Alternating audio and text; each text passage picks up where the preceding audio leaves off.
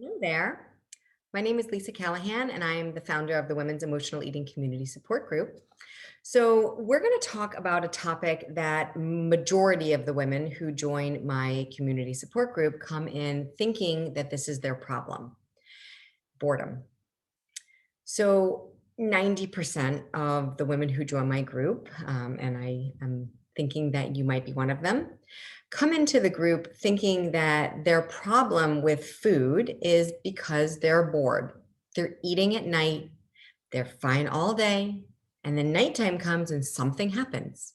They just get bored, they're sitting on the couch, they're watching TV, all of a sudden the snacks start coming and they can't stop, or they go to bed early because they're just tired or they're bored or whatever, and then they get up in the middle of the night and they're eating. And so this food seems to be being used as a comfort.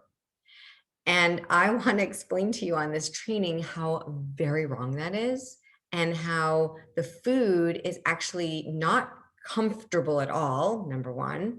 And number two, the food is not being used to fill the space or the emptiness that it feels because you're bored. The food is actually being used to keep you bored.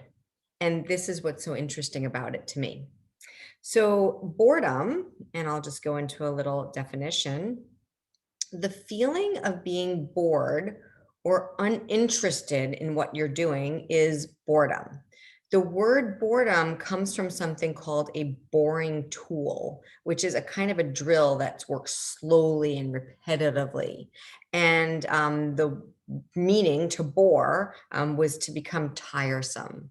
And so it's interesting that the feeling of being bored or uninterested in what you're doing, the feeling of being bored or uninterested in what you're doing.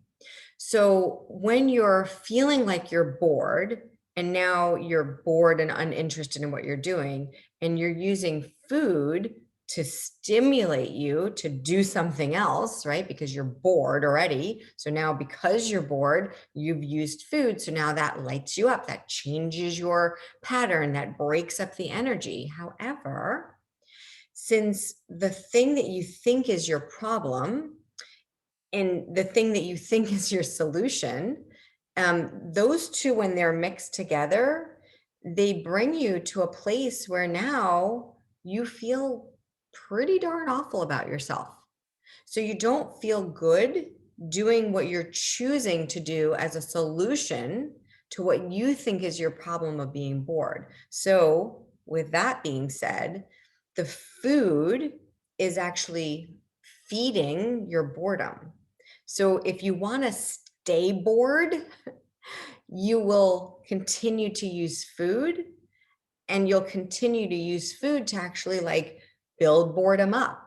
It's like boredom's there and boredom's good. So let's go get some food so we can feed boredom.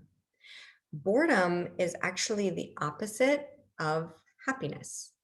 Now, that might be something harsh to hear, because you might think to yourself, well, gosh, if anybody at my work or my family or my children or my grandchildren like would ever describe me, well, they would say I'm a pretty happy person, like I'm happy. And yet at the same time, if there was this happiness that was coming from the inside out, then you wouldn't feel the need to feed bored, because there's a mismatch going on here. It's like you're saying that you're eating because you're bored, but then you're not doing anything about the boredom. So you're using food to continue being bored. And it's a very interesting piece of the puzzle because it's contradicting. And it seems like it's like, well, no, Lisa, actually I'm using food so that I'm not bored. I beg to differ. You're using food to keep yourself bored, because at the end of that feeding frenzy, you don't feel good about yourself. So now that suppresses your happiness, that makes you feel less alive, that makes you feel less worthy of a person, that makes you feel less connected with yourself. It makes you feel like you want to isolate yourself more. It doesn't make you feel like you want to get out there and hang out with people and do stuff and thrive and be alive and be excited about things and be purposeful. And it doesn't make you feel like that. It makes you feel the opposite. So now we have to say that you're using the food to keep yourself bored. And if you're doing that, then remembering that boredom is the opposite of happiness. So now you're using the food to keep yourself bored so that you can continue to be unhappy. Now, that is not something that I would want you to have as a goal for yourself. So if you want to stay unhappy, then you'll use the food to feed the boredom, which in turn feeds the unhappiness.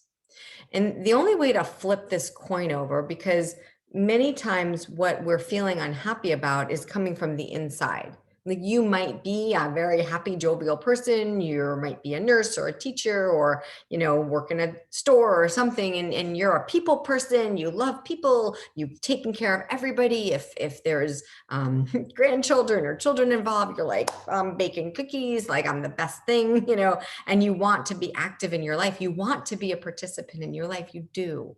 And I know that. But at the same time, if you're using this food and you're telling yourself that it is something that will change your boredom, which in turn will make you happy, and then at the same time, your weight, your body image, the way you feel, the comfort level that you have in your own skin is the opposite of that, then there's a contradiction going on. And so we can talk in circles about this, and you can stay saying that boredom is, you're eating because you're bored and all that stuff. No, you're eating because you want to stay bored. And if that's the case, then we have to understand why. So each one of us is born with a purpose, plain and simple.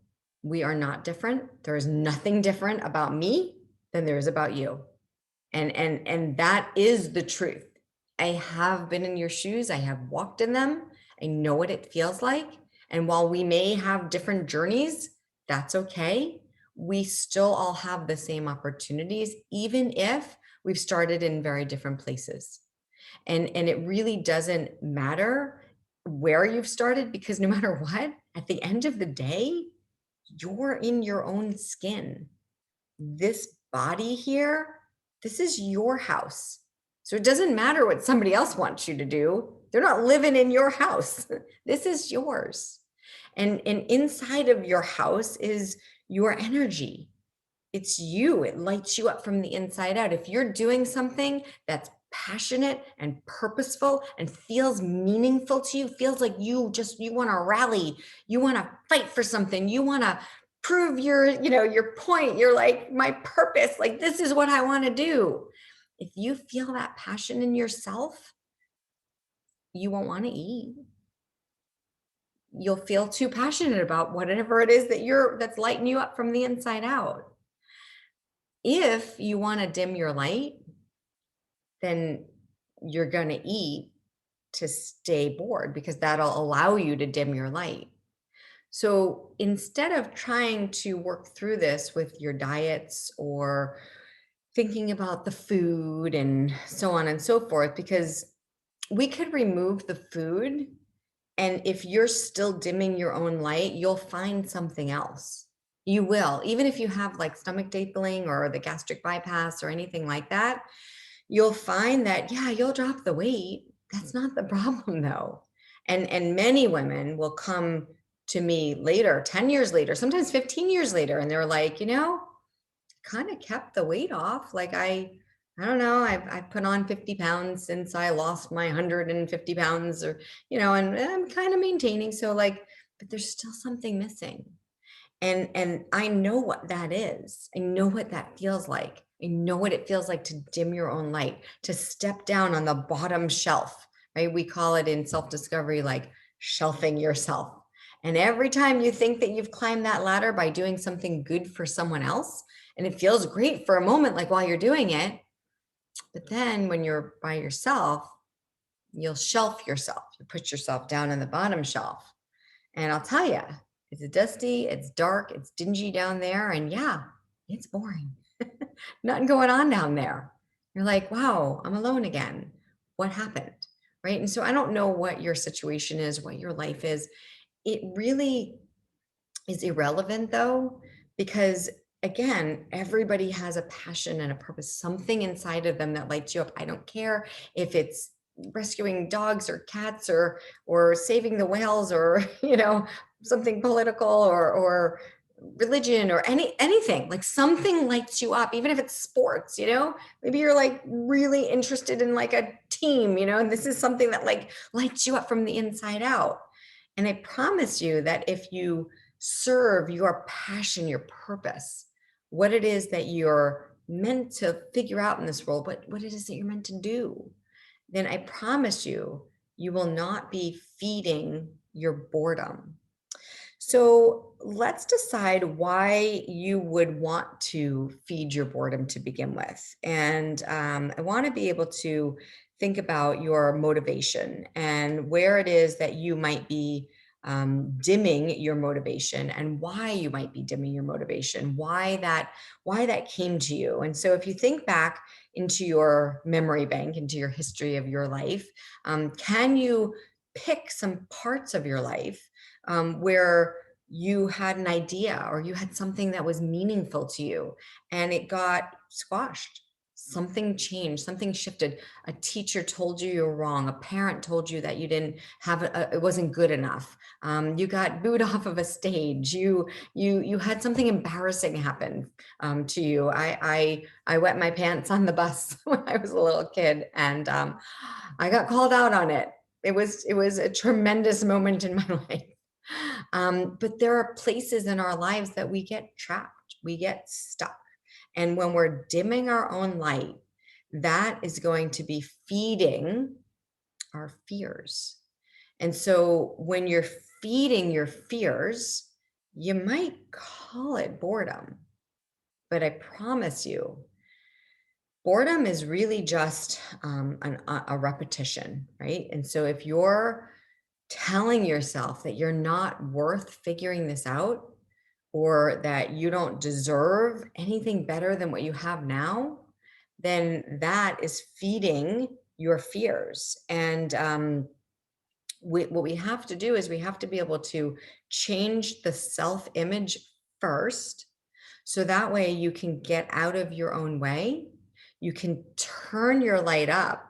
You can move your vibration around.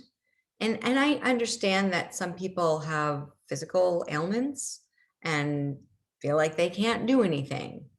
And that's just not true. You might not be able to do what someone else can do physically. Um, I used to teach a class to, I was a counselor in a hospital, actually for patients that had breast cancer. I was the support group facilitator, but I used to do some general public speaking for an elderly population. And so these men and women that were in the room were in their 80s and 90s, some of them, a lot of them, in fact. And I used to ask them all if they were breathing. And they were all like, yeah, think I'm breathing. And I said, great. If you're breathing, then you can exercise. And I showed them an exercise that they could do that was just about their breath. Because really, all exercise is stimulating your heart rate, moving your muscles. Your heart is a muscle. So I taught them how to just do a deep breathing exercise. And I promise you, if you start to find your passion and your purpose, and even if it's just in this, even if it's just in this little breathing exercise that I'm going to teach you, one thing, just one thing, that's all you need to spark the light inside of you to remind yourself that you are alive. You are here for a reason. There is a purpose to your life. I don't care where you've come from. I don't care how many times you feel like you failed. I don't care how many people have told you you're wrong. I don't care. It doesn't matter because they are not in your house. You live here. You get to turn on the lights. You get to turn the volume. You get to change the vibration. You get to steer your car. You get to do that. But if you're letting fear be the driver, then you're going to drive yourself in a direction that's going to take you into an out of control place, into a place that you don't want to feel anything. So when you're in that state of mind, you will need to do something repetition and just mind shifting so that you don't have to think anymore. And that's where you're using food to keep yourself bored. If you're afraid to figure out what's underneath the surface, what's at the root of this problem, if that's scary to you, well, then I understand why you're eating out of boredom, because you're using boredom as a way to avoid looking at the roots. And so if you're doing that, you're doing a really good job. You're doing a really, really good job at keeping yourself stuck. And yet I feel like that's the opposite of what you want. So now we have to be able to move through this. So what we're going to think about is the shifting of your self-image. We want to be able to think about what it would be like if, hang on, I have to find some notes. What it would be like if you could think of fear as old emotional energy, right, coming from something in the past that is waiting to be converted into spiritual energy. Like, what is underneath there that is causing you to stuff down, to squash down, to minimize yourself simply because you're using food to keep yourself squished down? And what is it that needs to arise? Where's the spiritual place? Like, are you operating out of fear? So that's the first question that I want you to write down. Am I operating out of fear? And then you have to think about the next question, which is, what am I afraid of? And just literally write it down. Watch your own handwriting. Write, what am I afraid of? Write 1, 2, 3. That's it. 3 little things. What am I afraid of? Another thing that you can think of is that fear is faith working in the wrong direction. Fear is faith working in the wrong direction. And faith is a place of mystery where we find the courage to believe in what we cannot see and the strength to let go of uncertainty. And the interesting part is that I know that sometimes we would rather stay uncertain than, I have a quote, I can't remember it. Hang on. Let me see if I can find it quickly because I do not have it.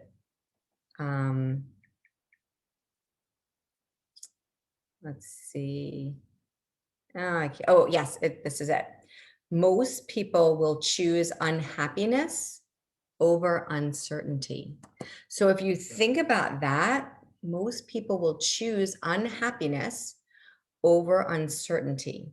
So now tie those pieces of the puzzle together and recognize that if you're staying where you're saying that boredom is what your problem is and that you're using food to like fix your boredom, which is completely not true. And you recognize that boredom is the opposite of happiness, right? So that would be unhappy. And then if you're using fear to keep you from shining your own light, and you're using that to dim your own truth, right? So, and then if you recognize that, hang on, most people will choose unhappiness over uncertainty, because if you were to like shine your light on yourself, well, then you'd actually have to do something that was serving your passion and purpose. But because you might be afraid to do that, you'll choose the unhappiness over the uncertainty, which is why you need the food, because the food is what keeps you thinking that you're bored, which feeds the unhappiness. That's a big circle and it'll keep you stuck forever.